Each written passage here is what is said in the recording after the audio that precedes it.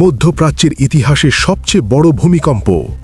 ইসরায়েলের প্রধানমন্ত্রী Benjamin Netanyahu আর নেই।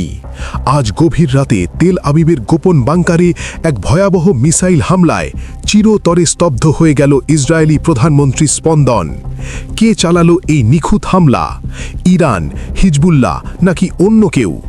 নেতানিয়াহুর মৃত্যুর খবরে এই মুহূর্তে পুরো মধ্যপ্রাচ্যে বাজছে তৃতীয় বিশ্বযুদ্ধের চূড়ান্ত সাইরেন। স্বাগত জিওলেন্স বাংলায়। বিশ্ব রাজনীতি আজ এমন এক মোড়ে এসে দাঁড়িয়েছে যা হয়তো কেউ কল্পনাও করতে পারেনি। আন্তর্জাতিক সংবাদ মাধ্যমগুলোর ব্রেকিং নিউজ অনুযায়ী ইসরায়েলের সর্বোচ্চ সুরক্ষিত এলাকা কিরিয়া বা প্রতিরক্ষা সদর দপ্তরে আজ এক নজিরবিহীন হাইপারসোনিক মিসাইল হামলা হয়েছে। আর এই হামলাতেই প্রাণ হারিয়েছেন বেঞ্জামিন নেতানিয়াহু।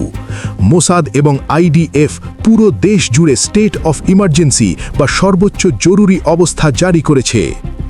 নেতানিয়াহুর এই মৃত্যু মধ্যপ্রাচ্যের মানচিত্রকে চিরতরে বদলে দিতে পারে। পেন্টাগনে এই মুহূর্তে চলছে জরুরি বৈঠক। আমেরিকা ইতিমধ্যেই ইসরায়েলের পাশে থেকে চরম প্রতিশোধ নেওয়ার ঘোষণা দিয়েছে। অন্যদিকে তেহরান এবং লেবাননে চলছে আনন্দ মিছিল। সামরিক বিশ্লেষকরা বলছেন, নেতানিয়াহুর মৃত্যুর প্রতিশোধ নিতে ইসরায়েল এখন সরাসরি ইরানের পারমাণবিক কেন্দ্রে পারমাণবিক বোমা ফেলতে পারে। আর সেটি হলে পৃথিবী এক ধ্বংসস্তূপে পরিণত হবে। এখন প্রশ্ন হল, নেতানিয়াহুবিহীন ইসরায়েল কি টিকতে পারবে, নাকি মধ্যপ্রাচ্য এবার চিরতরে ধ্বংসের দিকে এগিয়ে যাচ্ছে?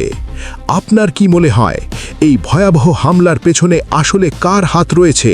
কমেন্ট করে জানান। বিশ্ব রাজনীতির এই শ্বাসরুদ্ধকর পরিস্থিতির প্রতি মুহূর্তের আপডেট পেতে এখনই সাবস্ক্রাইব করুন জিওলেন্স বাংলা।